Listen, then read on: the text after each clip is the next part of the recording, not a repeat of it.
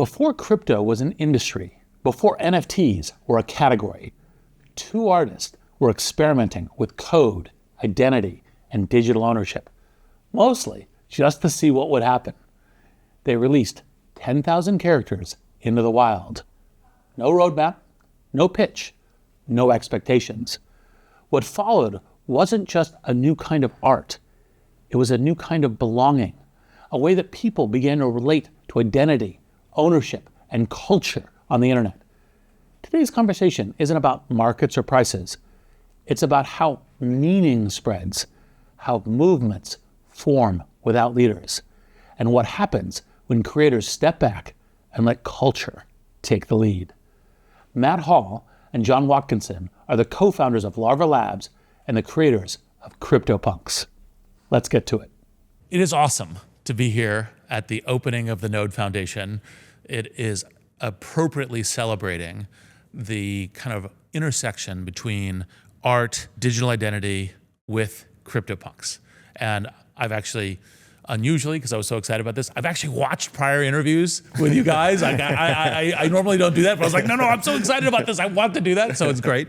So welcome to Possible, and this will be fun. As I was mentioning before, I spent a bunch of time choosing which punk, weirdly in Bhutan, with a few of our mutual friends, because I was thinking about how this next generation, the continuing evolution of art and digital identity, which we'll get into.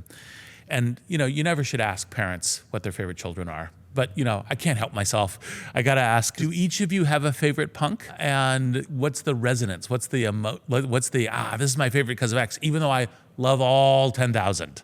That's definitely the case. We love all the children, but I think for both of us, it's the punkiest punks, kind of, the ones that have like mohawks and are smoking cigarettes, the ones that just sort of put out that attitude, that punk attitude, are probably our favorite. You can look at our collection and kind of get a vibe for that. Yeah. And do the zombies or aliens count as punky as punks? Yeah, or that's the thing. They can look really punky too. It's like, there's a few zombies that just are wearing the shades and just kind of looking, like kind of cool, punky, but dead people, and dead or alien, depending. And then the apes, the aliens, they can all put that out there. So yeah.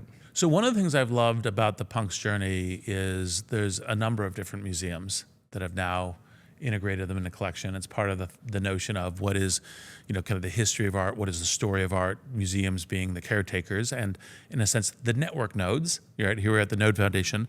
So what are your reflections on punks entering museums? It ranges everything from MoMA to, here at Node. It's surreal in a way.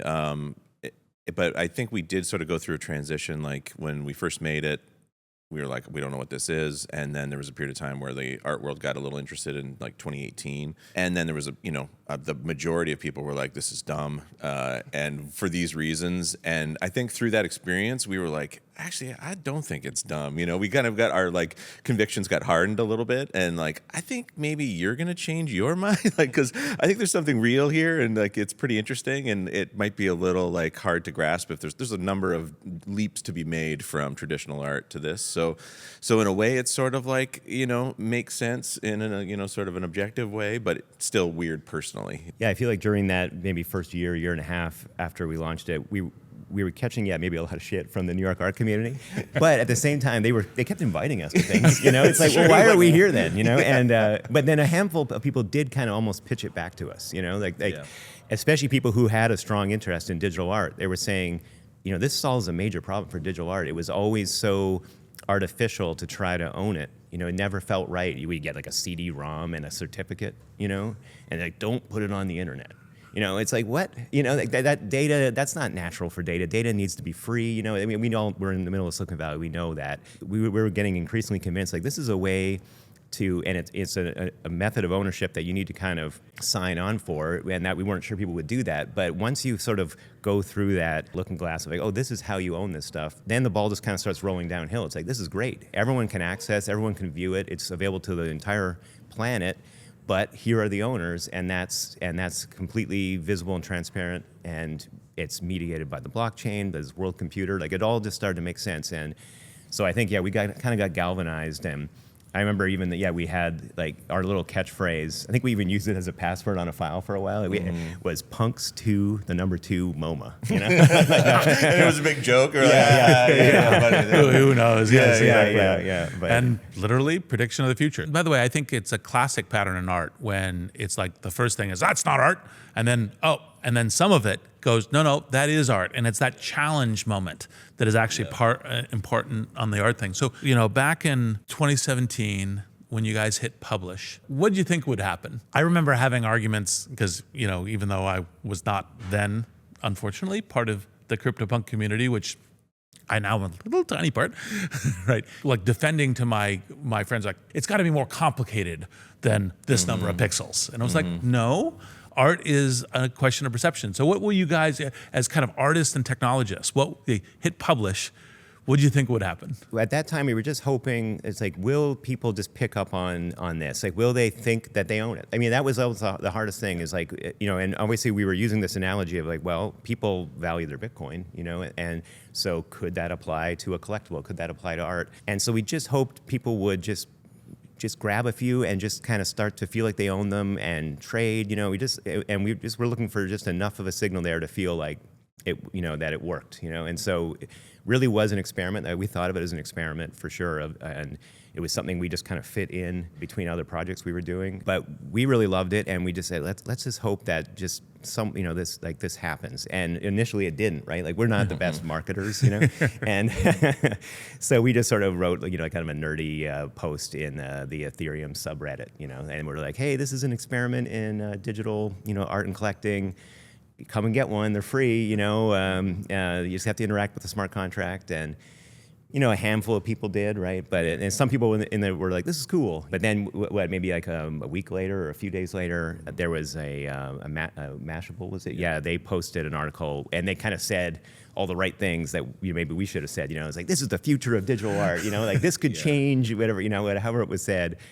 And then all of a sudden, this community formed up, seemingly overnight. It was overnight because within 24 hours, they had all been claimed. And then just all the dynamics we had hoped for were suddenly happening. Aliens sold for $3,000, and when it was all just free 24 hours ago, people started making them the profile pictures on social media. I can remember the first time something sold for $1 because it was free.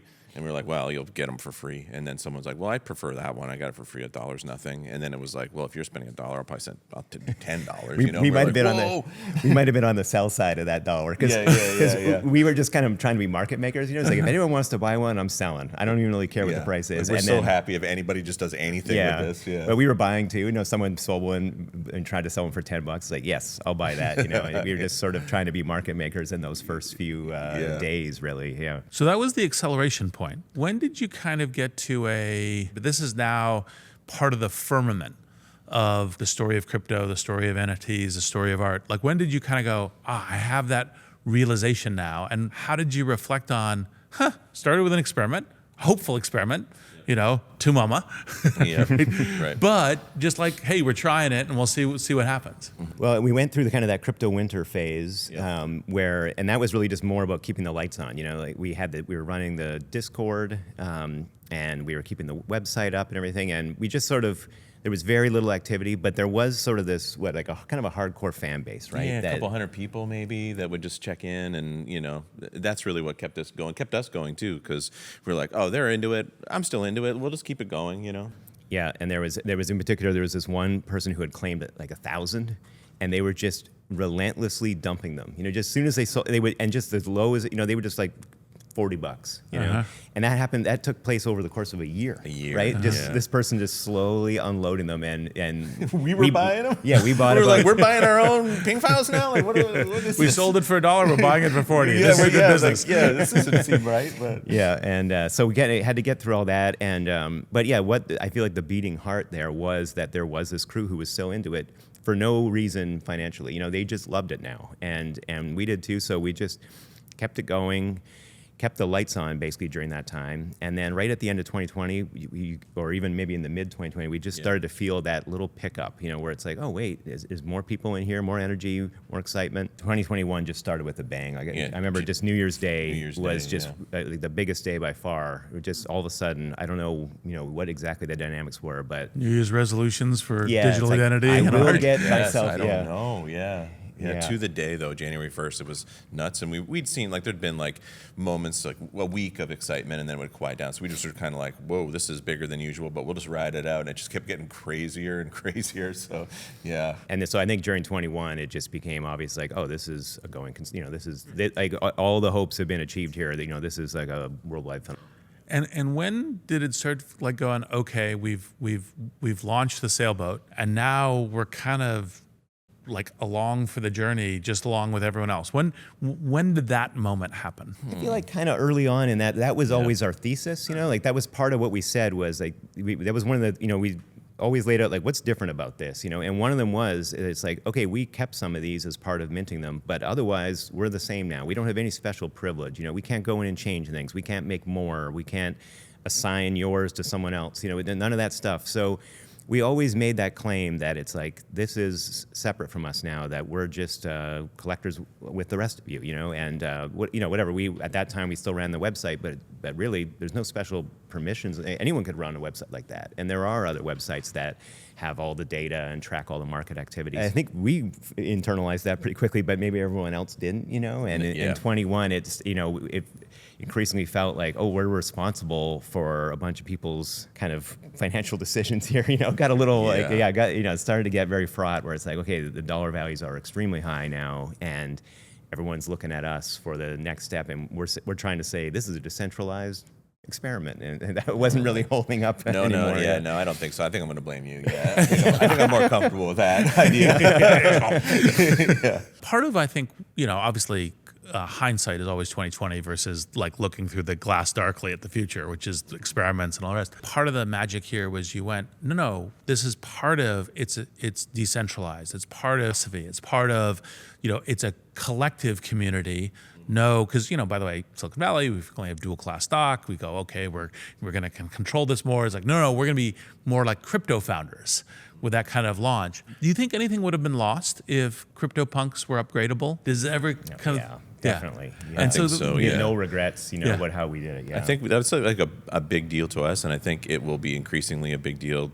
There's a number of people that understand this too, but it becomes, I think, a little more understandable as you get comfortable with the basics of all this, with the blockchain, all that kind of thing. But we really wanted this to be like immutable upon deploy. So there's over on one of the walls in this exhibition, the code is there, and you can just take a look at what we did, and it's the same thing that we did as when we did in 2017. There's no admin functions, there's no anything, and so there's a couple like crazy downsides to that. If somebody makes a mistake and they lose their punk, it's like, sorry, like nothing I can do. But the upsides are that there's nothing we can do, like you can always, there's a market there that runs completely out of our control. You can always do anything you want with your punk.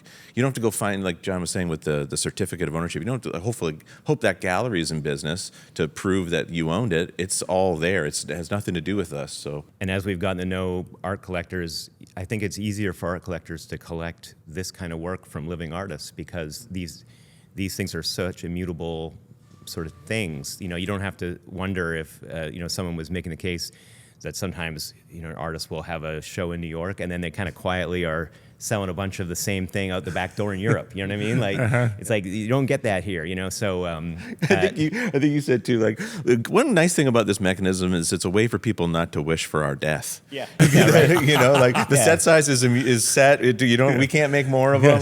So I like to believe it's already a collectible. Leave us alone. I'd like to believe that CryptoPunk price wouldn't move up or down if we died. And I want to broadcast that. Take that opportunity. It might go down. So good point. Yeah. So one of the things I always think to myself, and obviously it's second guessing an amazing journey, and success is always difficult. But like, if you could call yourselves, your younger selves, 2017, before you hit publish, is there anything you would tell yourself? do this differently, ask this question. Yeah, you know, then another natural one of that is like now that the market's done 3.9 billion, like you guys want to take a couple percent there, you know, like that might start to add up. But I think no, it's like surprisingly not many changes, and some of the stuff that probably we might have changed is it's nice that that's sort of like locked in because it has a certain like authenticity to it, you know, like there's such a thing as like polishing it too much, like in some of the rough edges, because it was something we were just doing for, you know, a small audience, are kind of charming now, I think. So keeps it punk, you know. Yeah, true. Yeah. Yeah, whenever we talk, and obviously it's a bad mindset anyway, just to say what we could have done or what we should have done. You know, it's not good to think through through that lens. But whenever we've even joked about like, oh, would we change this in the art and that kind of stuff? You know, now that it's being scrutinized to a degree we never would have imagined. Yes. But then you just think, yeah, but this is part of just its charm and authenticity, and you know, it's like this is internet art, like this is something that we just put out there, and then this happened, you know, and you're right. If we go back in time and miser over every pixel, would it just feel kind of a little too well-rounded and just kind of polished in a way that just loses that edge? You know? And so I think in general, we don't spend a lot of time wondering what if, and certainly the royalty stuff. Very glad we didn't do that because we just love the purity of it. That it's just this is pure decentralization. Very crypto, yeah. Yeah, and even if you had put 1% or something, you don't know how that could have affected things early on. So I think that's all sort of hindsight bias, really, to think of all those what could have beens. Yeah. Which, by the way, I think is the right answer, because when I thought about asking you guys this question, I always think, well, how would I answer the question? Very different, or things. Maybe that flaw that you had to correct in the crypto contract, that might be the one thing. That's true. Oh, that's for sure. Yeah. We had to redeploy immediately, basically upon launch, because we had a bug, and that felt horrible because there was this excitement from the community, and then we just thought we had sort of snuffed that out. It's like it's going to take us. Now we know we have to do this much more carefully, so we can't just tomorrow put out a new contract and hope it works. You know, we have to now be much more careful with our testing and everything. And so it took us, a week or something to get that done, or a little more than a week. And even though that doesn't seem like much time, we just thought, well, that's it. Everyone's going to move on to something else. And we were quite, not only were we gratified that kind of everyone came back, but they even kind of replayed in good faith most of the transactions, you know, that they had sort of done but hadn't worked. But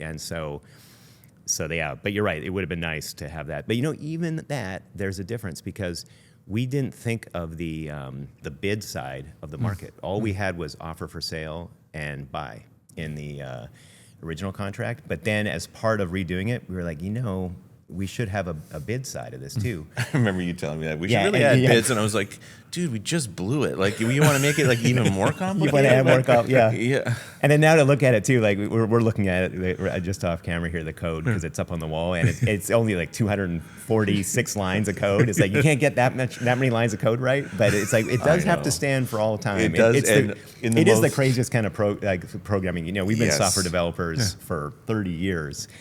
And nothing compares to writing a Solidity contract in terms of just the pure the pressure and everything. And you don't truly understand what immutable software means until you've blown it and you really can't fix it. Yeah. And then that enters your heart and stays there forever.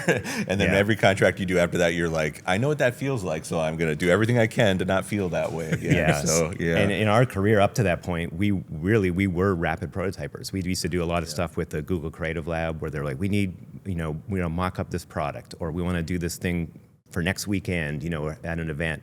So we're just sort of run and gun, we can get things done fast. And then so all of a sudden we were working on that, the absolute polar opposite kind of work to do. And so now anyway, we have a good community of Solidity auditors that we now bring into anything we're doing. That was our first ever Solidity code too. So that's how we do things too. We'd like, we'll learn it by doing it, which works fine elsewhere, but not so much. Immutable, a little harder. Yeah. We only really even learned what Ethereum was in the search of how to do this. We had the idea of a digital collectible, and then you were talking about it should be, it seems like crypto would be the right thing for this.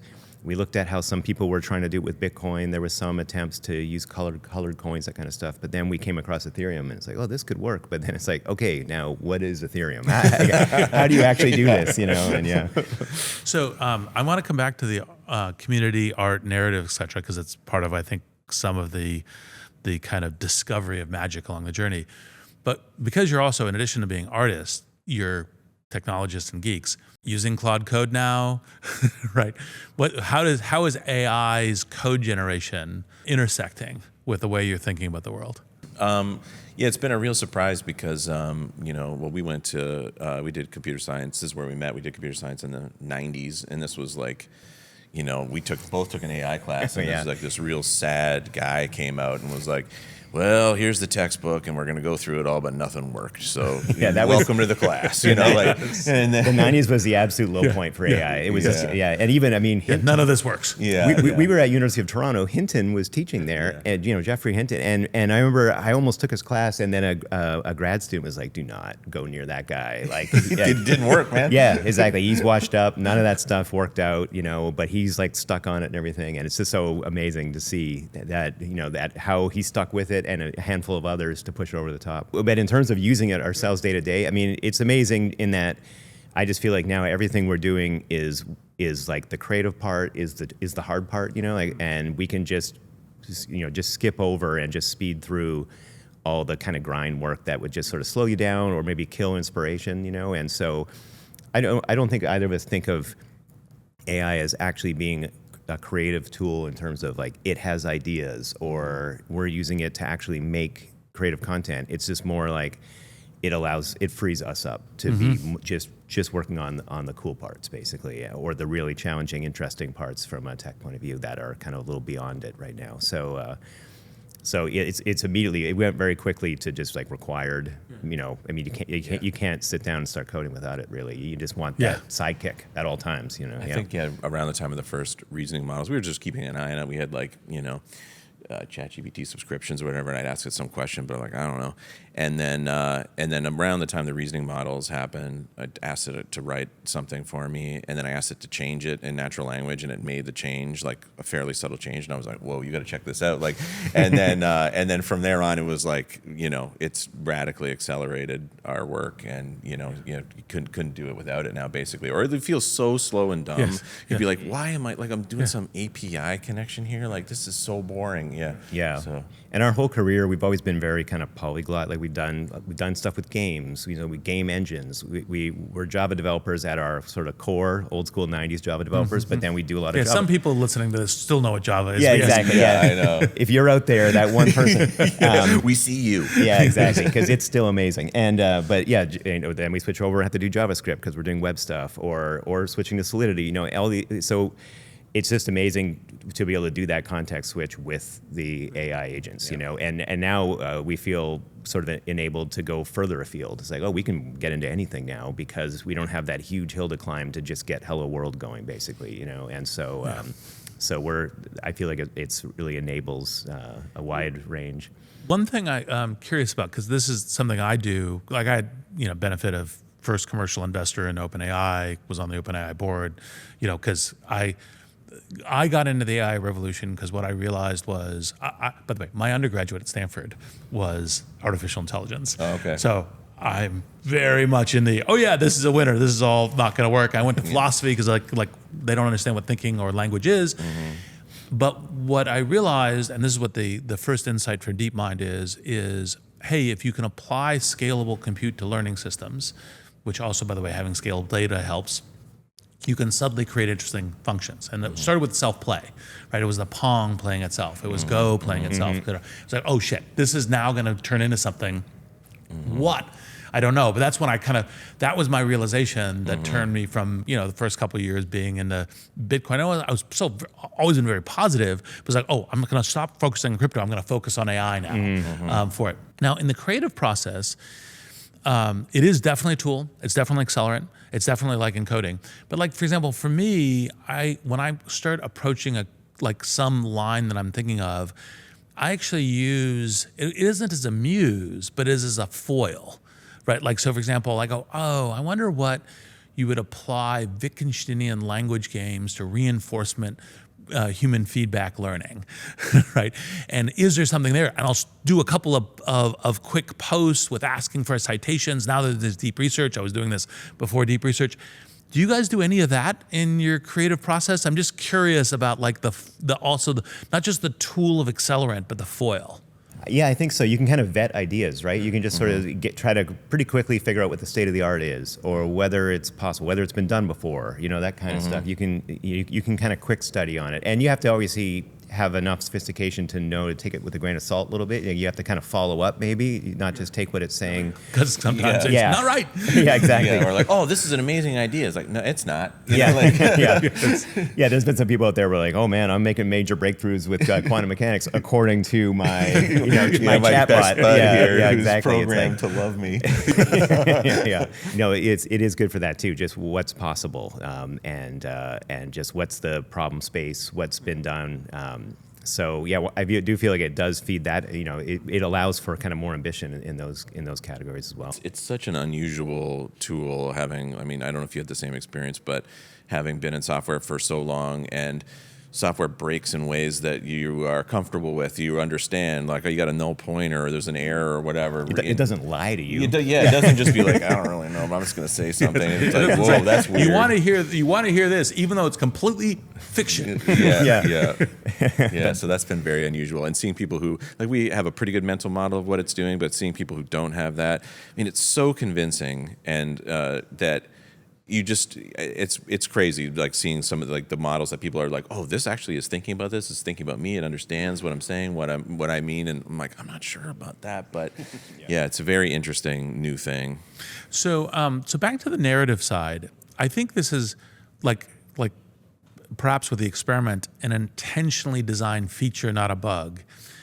But when you released in 2017, you actually let everyone else write the stories. You weren't going like, here is the story of Cryptopunks, here's the different groups. It's like, here's a fun, cool thing. But it was deliberately, and there must have been kind of this, like, I hope that interesting stories are going to be written. Like, it's kind of, there must have been an impulse to try to juice it some, and the restraint is an interesting, like, say a little bit about like the kind of narrative around it, and like where you thought, okay, here is okay, and oh my gosh, it was really important to keep the hands off.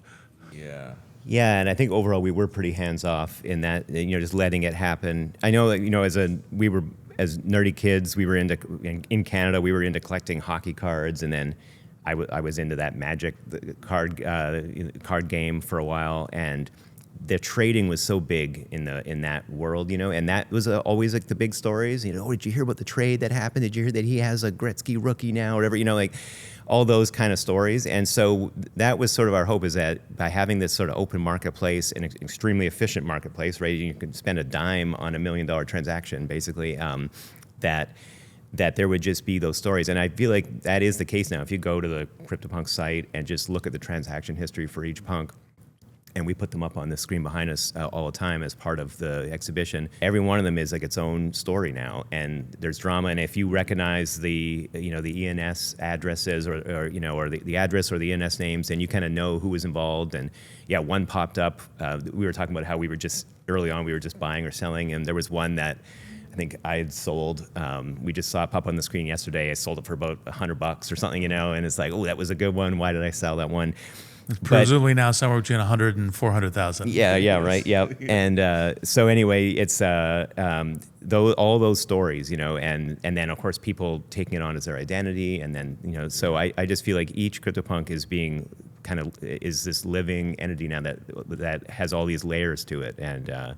Yeah, there was one that popped up yesterday that had been sold so many times, right? I don't know, what was it, 40 times or something? It's like, is that the record? It probably isn't. There's probably one that's been sold more, and then there's others that have never been touched. Someone claimed them, still has them, and that's like our profile pictures are like that, of course, and yeah. So you brought up identity, which is the thing I was going to move into next anyway. Presumably, when you launched the experiment, you didn't think this was also going to become an interesting thing in digital identity. I mean. Or did you? We had a little bit, So we cool. had a little bit of an experience. Like a project we made with Google was just an app. Like they were changing their logo to the Android logo, or Android was sort of centering their marketing around the Android logo. So we made an app with again the Google Creative Lab to make yourself make the Android logo into you.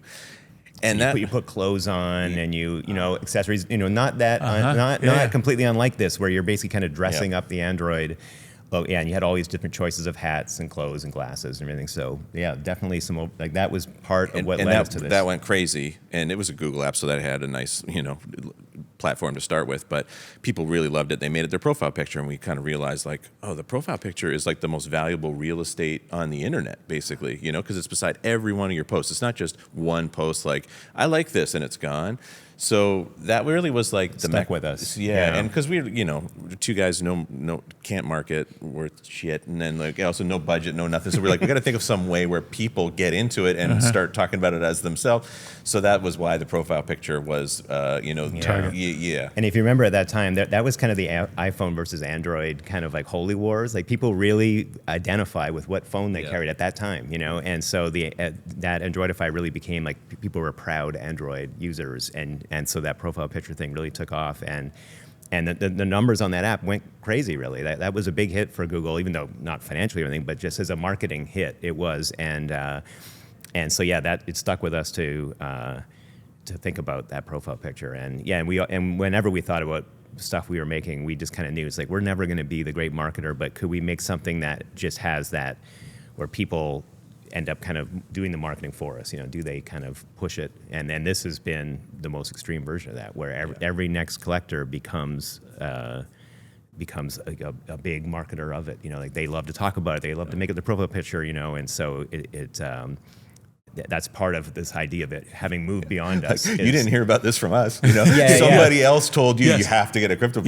Yes, that's how this works. That's why people ask us like, what's this or what's that? And we're like, I don't know. Like this thing like is doing its own thing now. Like nobody asks me, nobody tells me. But I feel like sometimes we're the last to hear about things. For sure. Yeah. So we definitely underestimated the extent to which that was going to happen. We kind of hoped like, oh, if you like it, you'll put it as your profile picture. We didn't, I like this one rather than like I am this one. I didn't expect that to happen necessarily. Yes. Yeah. So one of the kind of great experimental things was make the affordance so that it can become a profile picture, can be deployed and used this way, and maybe that will become part of people's story.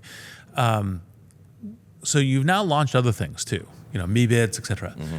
What are some of the principles that you've been learning of like how do I launch these things in interesting ways now? So the profile picture is one.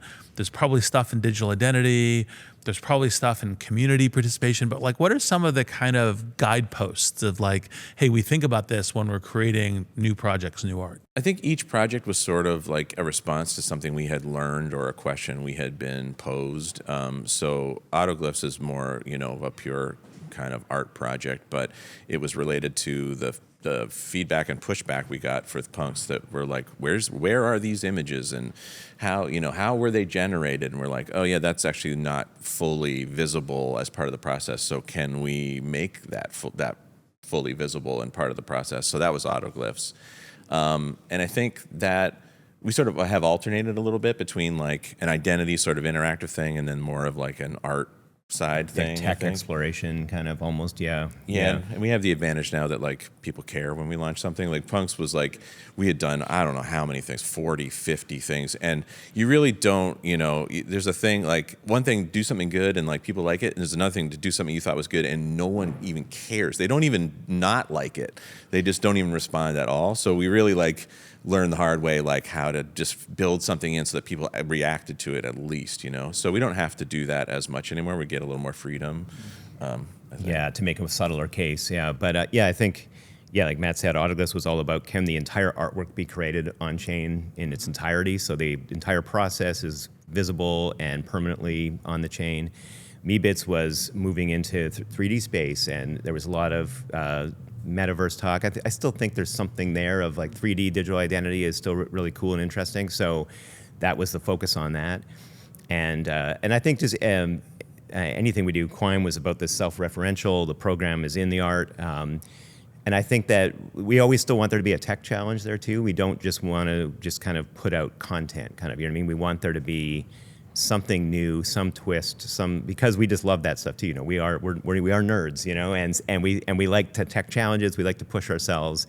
I feel like that's where our creativity comes from, is pushing up against a challenge. And so we always try to build that in.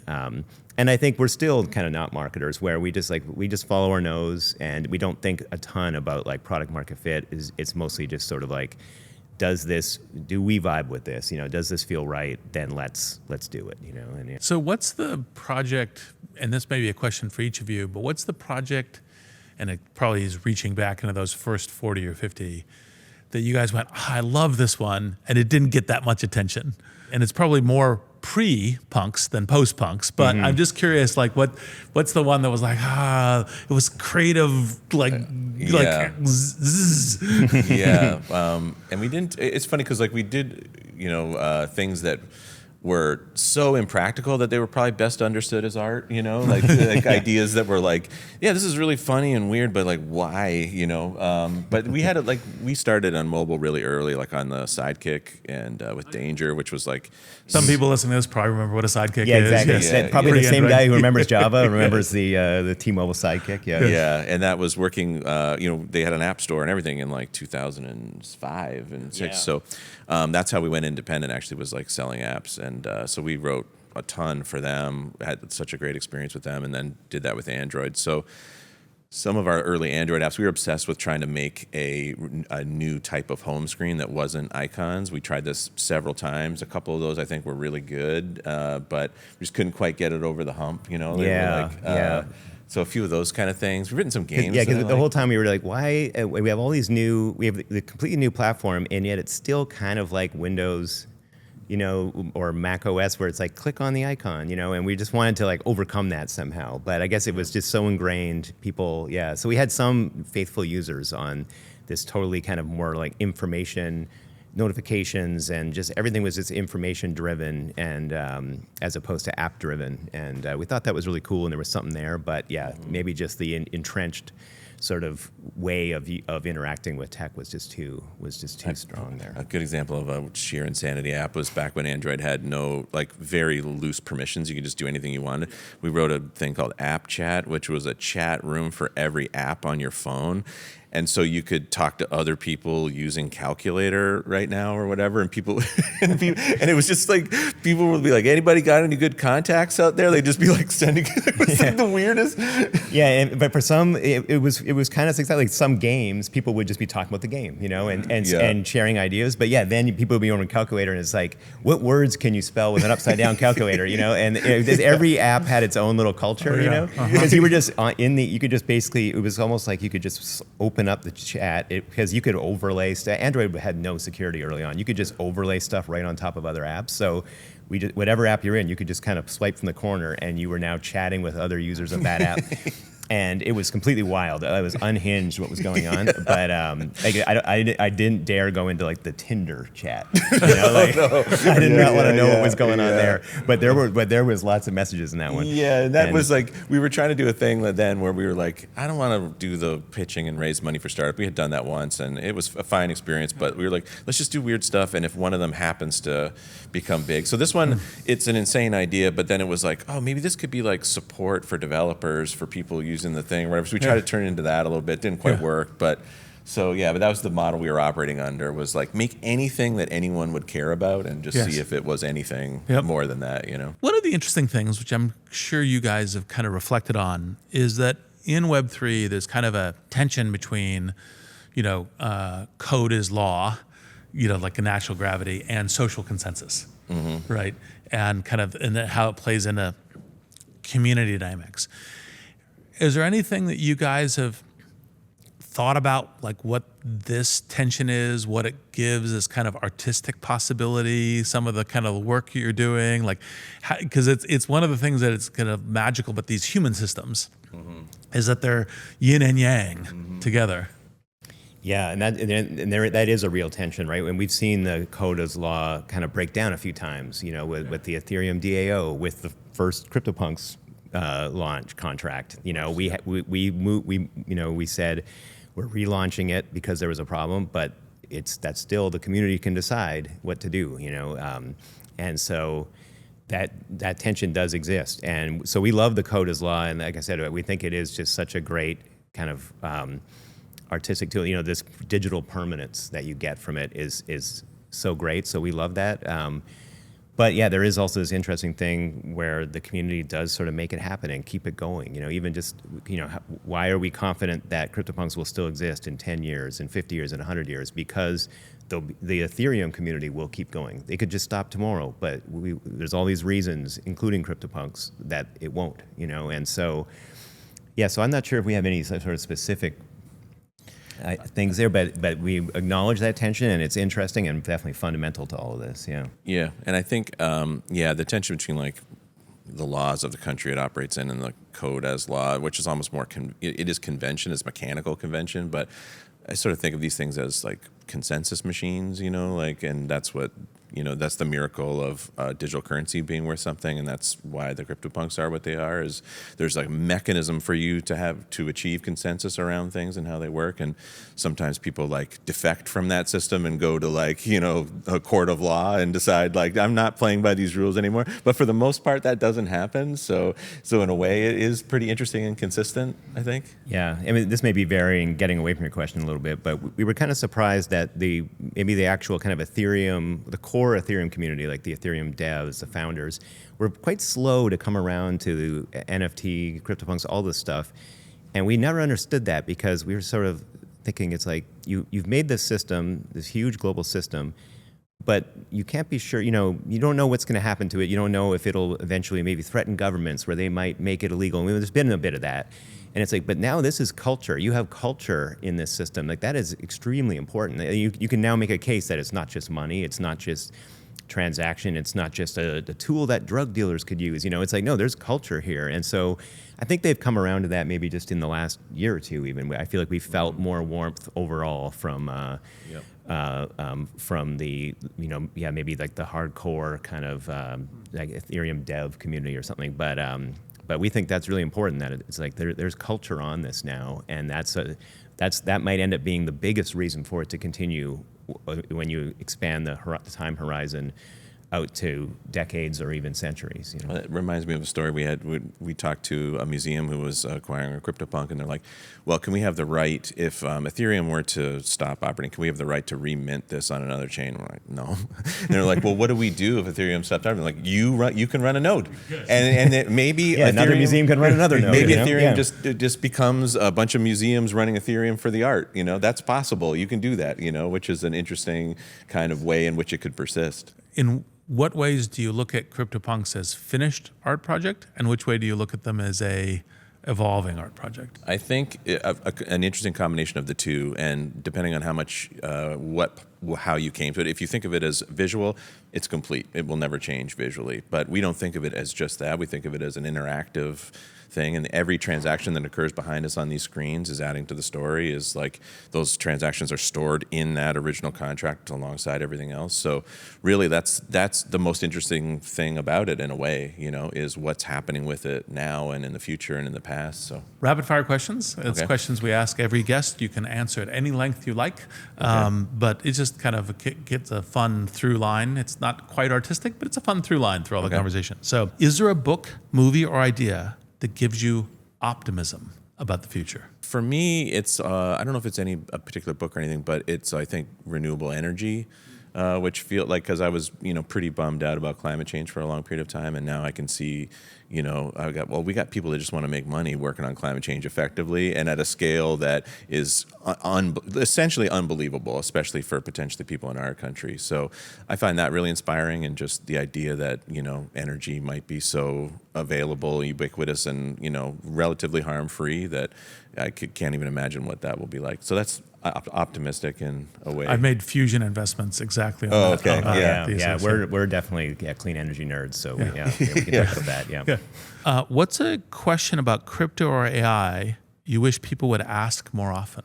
Yeah, I mean, certainly with CryptoPunks, it is about kind of the decentralized thing. You know, I feel like so many people just always maybe just focus on the art, or even maybe just the community, but just like, and then part of this show is about like, this is how it works, and that's so fundamental to it. You know, once you kind of get that feeling of how it all works, then And so that, and I feel like crypto, because there's so much financial stuff going on and drama, it kind of always gets pulled away from the decentralized. It's like, oh, this new stable coin started up and everything. It's like, who cares?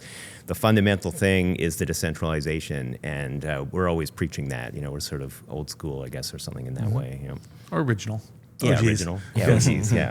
I think for me, on the AI side, is a little more of like focus on what we can do with what we've got now. There's a lot of like, it's going to be AGI, or this thing sucks and it's using all our water or whatever. I'm like, but there's so much amazing that you can do that's amazing about this right now that, that it's going to change so many good things. and bad, right? So rather than radical abundance, so like let's just talk practically and rationally about what it is, what it can do, good and bad,